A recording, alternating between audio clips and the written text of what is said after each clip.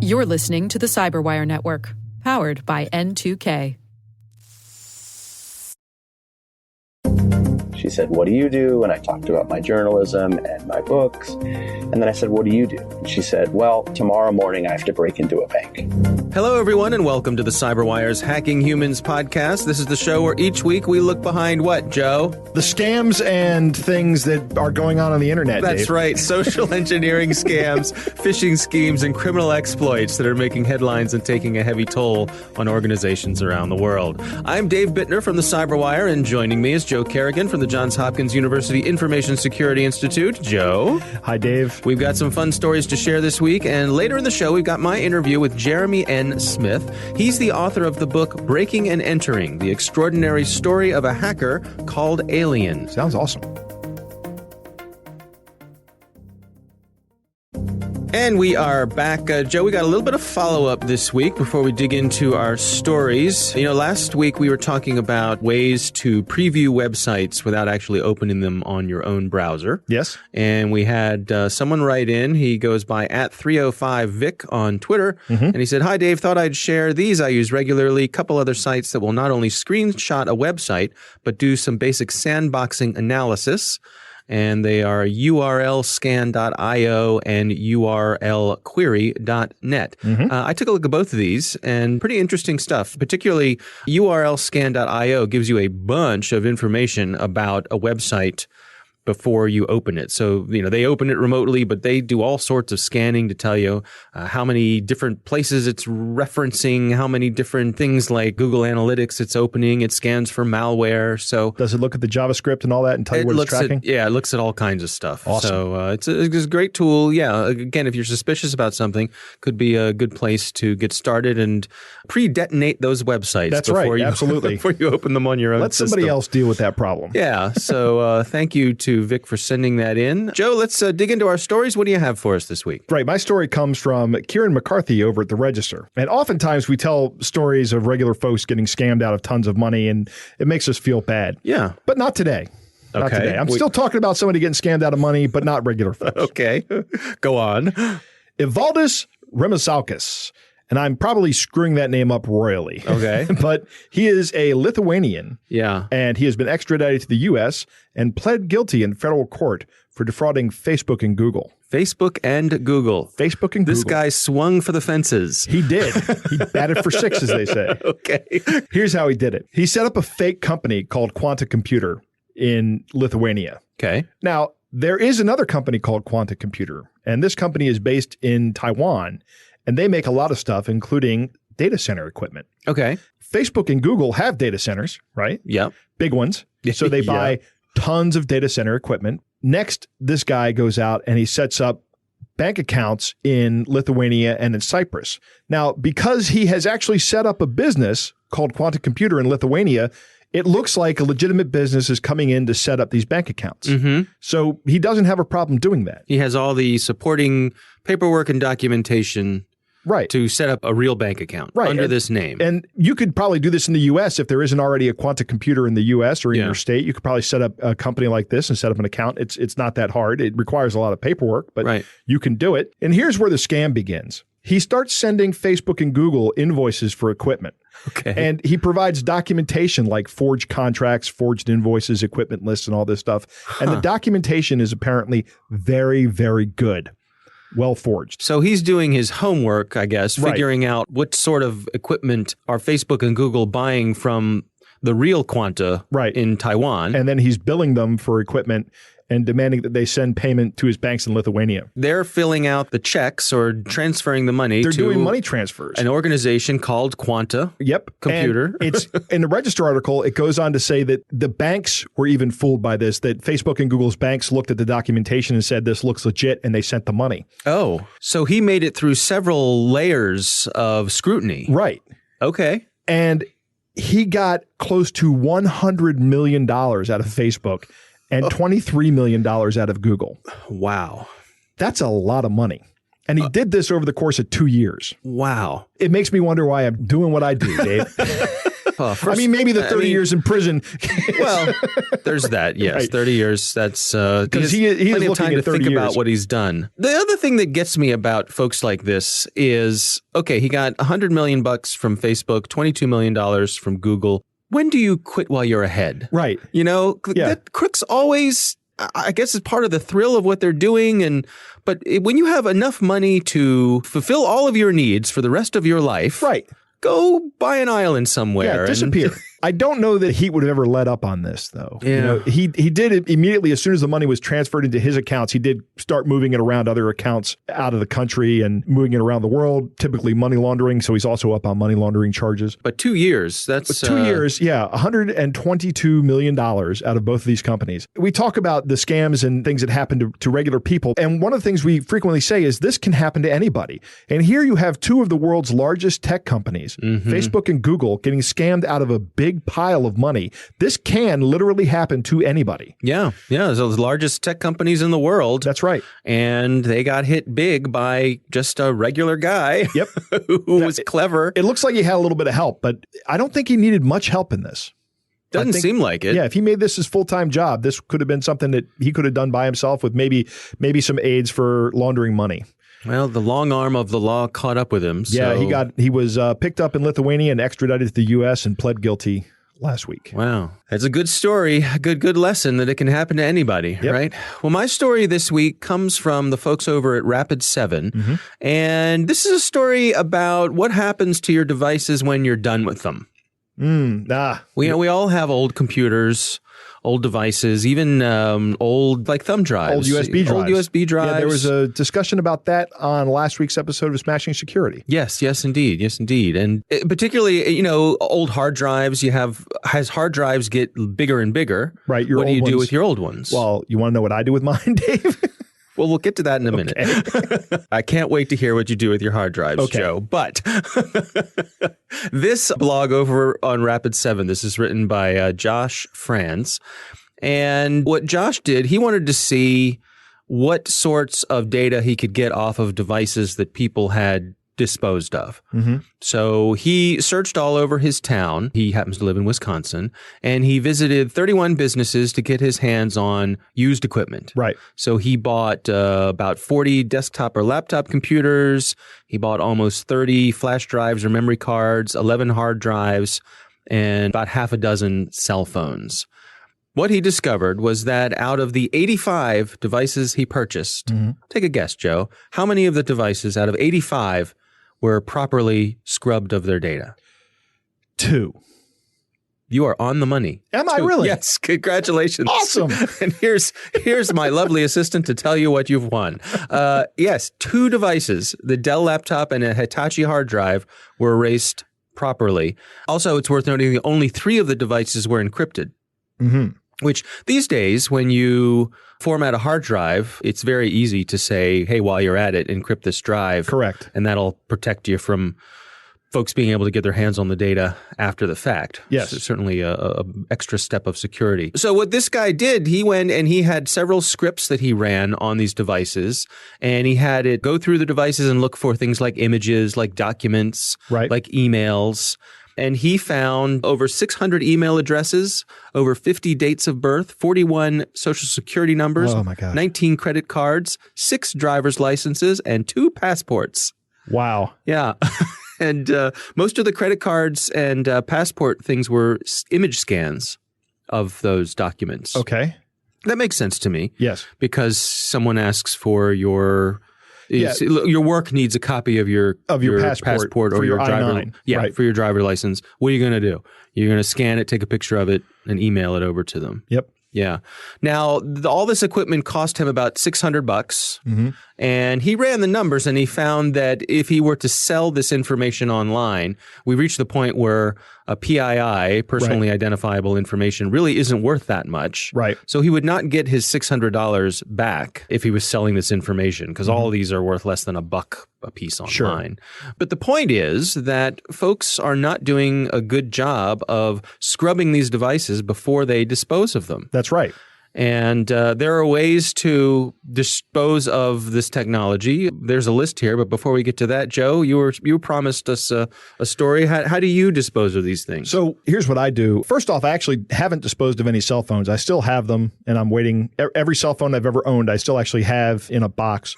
I don't know how I'm going to get rid of them, but for hard drives, what I do is I open them up and I take out the platters. And the platter, it's a non-magnetic material. Usually it's aluminum, but in the case of smaller hard drives, it might be glass. So you got to be careful. Yeah. And then I bang them up with a hammer, or I will keep them and just let them sit as little hard drive disks after I've touched all over them and made it almost impossible to get them. What they used to do in the military, right? What they used to do in the military is they would take the hard drive platters out and then sand the magnetic medium off of the non-magnetic material, yeah. and that's a good option too. Yeah, I used to have a client who would incinerate all of the old hard drives. Yeah, you can do that, but that's kind of energy intensive, I think. Yeah. I do keep them around because they are aluminum, and I do want to try to melt down some aluminum at some point in time, and I can think of no better thing to melt down than old hard drive platters. Okay. Well, there's a list here that they have in this article, and they say you could use a hammer. You could, and that's what I've done. Yeah, you can incinerate them. You could use industrial shredding. That's another good option. Use a drill or a drill press. I've seen people just put a nail through a hard drive. Yeah, that doesn't destroy all the data, though. Yeah, it makes it costly to recover it. Right, probably to the slow point them where, down. Yeah, nobody's going to pay that much money. Yeah, and really the only kind of people that can recover data from that are nation states. Yeah, acid, electrolysis, microwaves, and my favorite, thermite. Right, thermite. Thermite. They actually include a video here of someone destroying a hard drive with thermite. Microwaves are really good for old CDs. If you have an old CD, just put it in the microwave for 30 seconds. It makes a really cool crackling noise, and all your data is destroyed off of that. Maybe use that old microwave down in your basement that you don't actually use to cook food in anymore. Oh, it doesn't matter. No. What do you mean it doesn't matter? I mean... The residue in your microwave. Oh, you're not going to leave a residue in there. I mean, you put it in until you see all the lights, and you take it out, and there's no melting or anything that happens. Oh, okay. It just fries all the aluminum. I was on the imagining inside of the smoke and mist and it does leave a little fire. bit of a smell for a little while. You might want to clean it out. Right. I'm using my old microwave. You take care of your family, and I'll take care of mine. Okay. I do have another suggestion for USB drives, though. These little thumb drives. Yeah. Go out and download VeraCrypt, which is a free drive encryption software. Yeah. But what it lets you do is it lets you create an encrypted volume on that drive that you can then mount. If you need to put a file on to give to somebody, you can just put it into the regular, the VeraCrypt volume will take up a certain amount of the space, and you leave maybe a couple gigs free for files that you need to transfer a PowerPoint presentation. Right. Let's say. Yeah. Well, and there are utilities out there that'll zero out hard drives and write multiple times and so on and so forth. If you have a drive you're not ready to dispose of, but you want to make sure that the information on it is no longer available if someone came and stole that hard drive from you. You can use BleachBit. Yep. That tends to be time consuming, though. Yeah. It does take a little bit of time. Yeah. Whereas if you just do an encrypted volume from the beginning and put everything you care about in the encrypted volume, and what if you lose the drive when you're walking around? An encrypted volume will protect you from that as well. All right. Well, that is my story, Joe. It's time to move on to our catch of the day.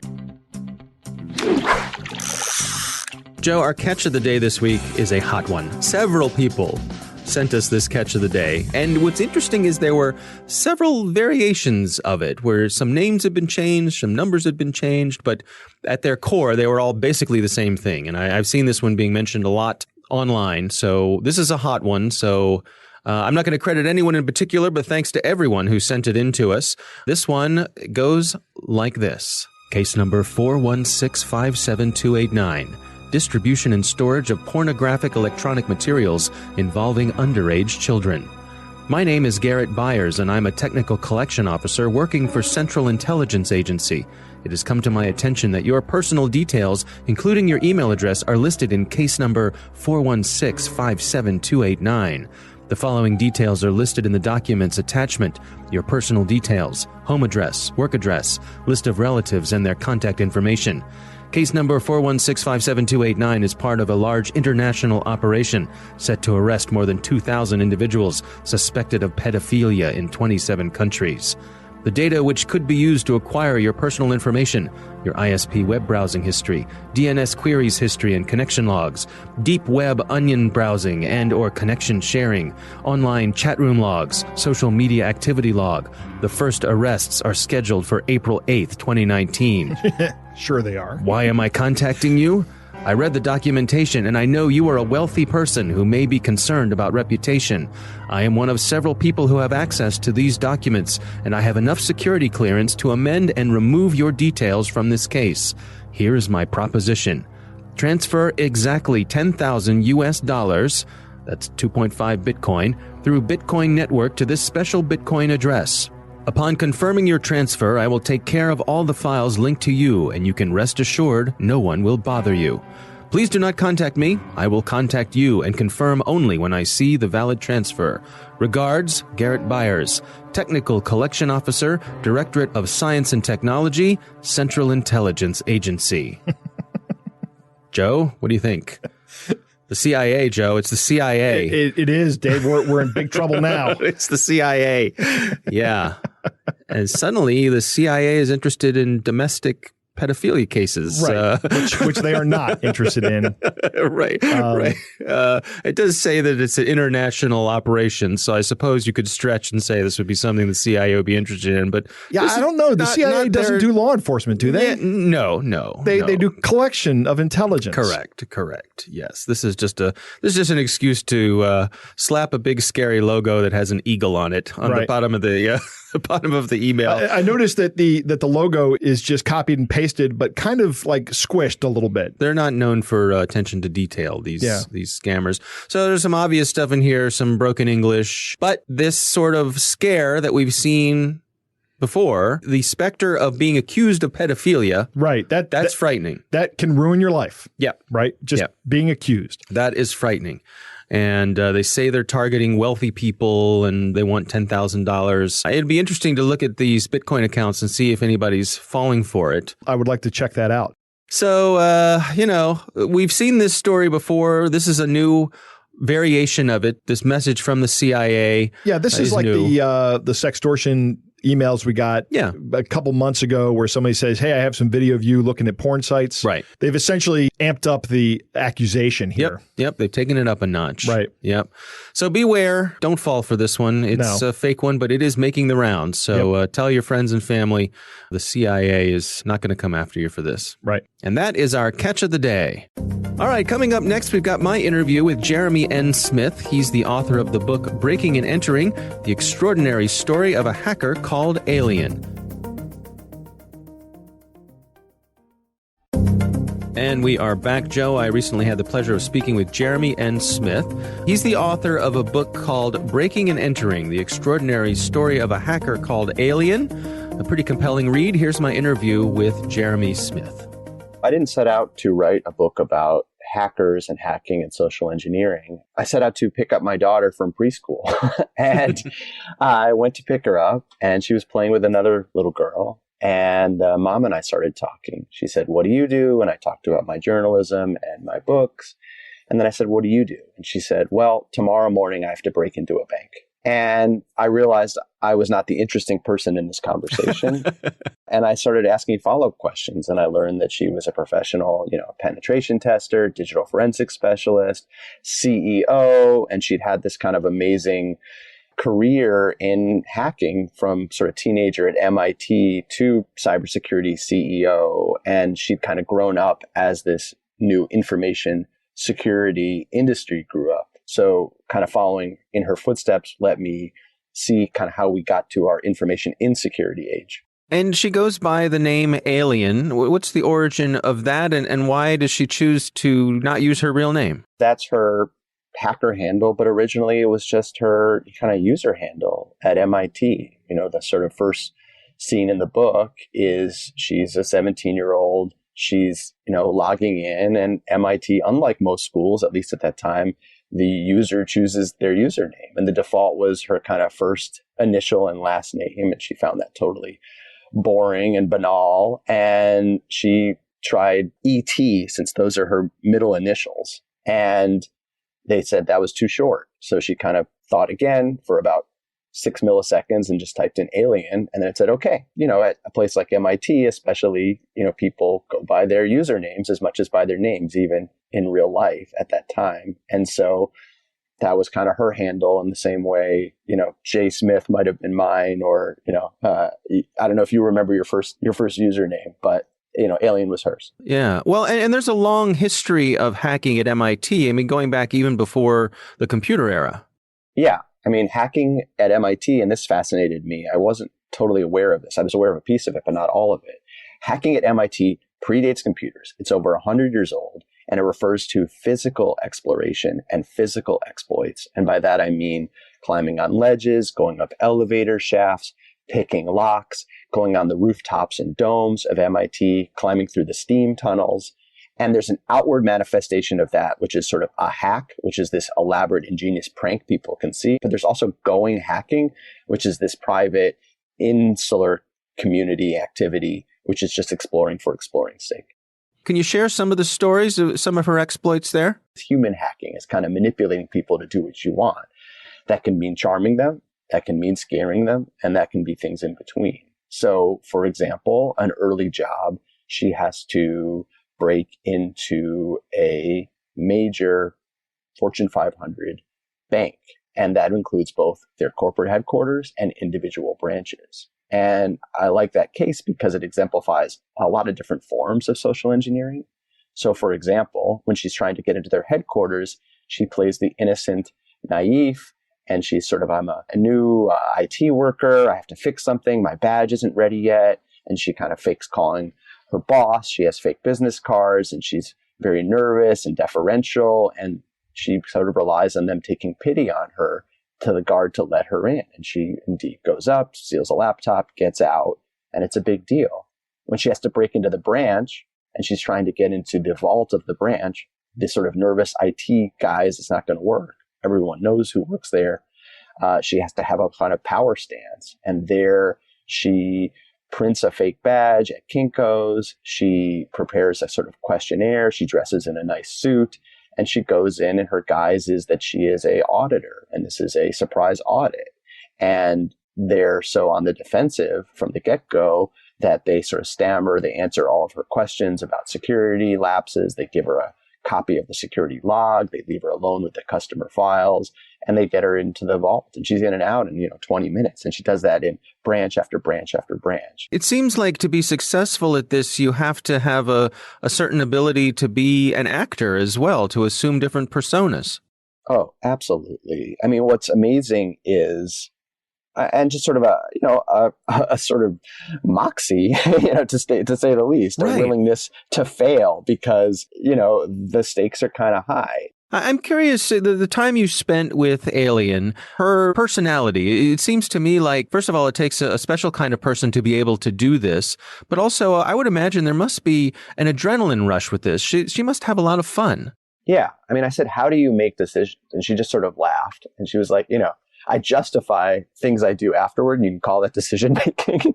But it's very instinct driven. That's her personality. And she said, what you have to understand if you ever have me, in scene as a character, sort of thinking things through, don't overdo it. It's usually, is this new? Is this exciting? Was the kind of criteria for trying things for the first 10-ish years of her career. And then, what's fun is, our image of hackers is usually frozen in time. It's often faceless, but even if there is a face, it's sort of someone pulling a particular exploit once.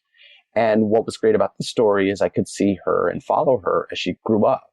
And, there's a scene where she's hacking from a hospital after she gives birth. She's just on a job that she has to complete as a small business owner herself. But you see that shift as she goes from a teenager to a solo hacker to entrepreneur and business owner and then mom and, head of a family.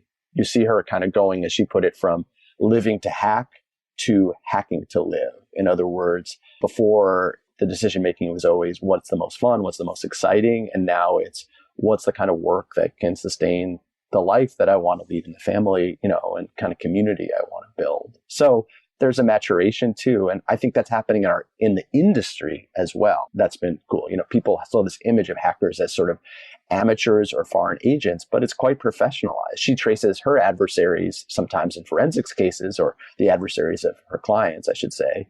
And, they often have 9 to 5 kind of patterns for attacking. And that might be 9 to 5 Moscow time. That might be 9 to 5 in Lahore. But these are people that are professionals. And this is a job for them, just as it's a job for her. And that was something that was new to me, too. Yeah. Well, it's a compelling read. The book is Breaking and Entering, the extraordinary story of a hacker called Alien. Jeremy N. Smith is the author. Jeremy, thanks so much for joining us. Oh, I'm so grateful. Thanks for having me. Joe, what do you think?